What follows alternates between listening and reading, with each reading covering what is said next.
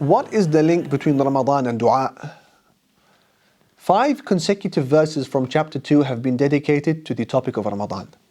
Take a look at their summaries and I will list the number and topic and something will become apparent. Verse 183, rulings about fasting. Verse 184, rulings about fasting. Verse 185, rulings about fasting. Verse 186, dua. Verse 187, rulings about fasting. It sticks out, doesn't it? The flow of the Ramadan related verses are suddenly interrupted with the topic of dua, before then returning to the topic of Ramadan. Allah wants us to spill our hearts out in requests this month. And this year, in Ramadan, do something different. Remove the roof of your dua and ask for the unimaginable. Think about the Prophet's dua before us. They were bold enough to ask Allah Almighty for what many people would have described as an utter impossibility. Consider the dua of Sulaiman, when he let his ambitions free. And he said, Rabbi ighfirli, my Lord forgive me. وَهَبْ لِي مُلْكًا لَا يَنْبَغِي لِأَحَدٍ مِّن بَعْدِي إِنَّكَ أَنْتَ الْوَهَّابُ. Grant me a kingdom that will not belong to anyone after me. Surely, O Allah, you are the bestower. So as you just heard, his request wasn't for an average kingdom, but one that would be crammed with impossibilities. His confidence in his Allah Almighty was enormous. His expectation of Allah Almighty was beautiful. So Allah did not let him down.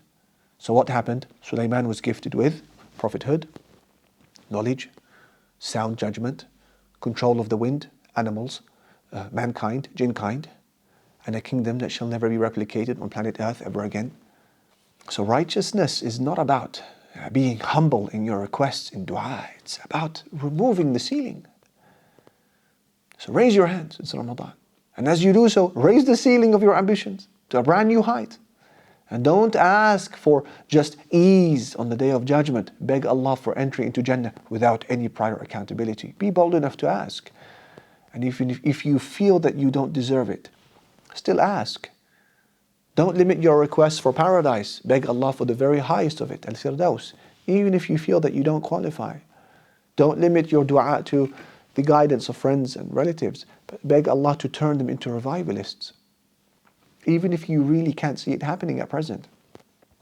So when you are making dua for yourself, go all out and beg for the torrents of Iman to be released upon you. Torrents that will change your appearance in public and social media, finances and mode of hijab and ambitions of your life forever.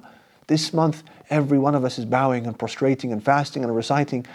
This Ramadan, we want to exercise another act of worship that Allah Almighty loves so much, but is missed all too often. And that is to display the best of expectations from Allah Almighty, particularly when you are making dua. So Allah Almighty has not capped you. So call upon Allah whilst you are certain of the response.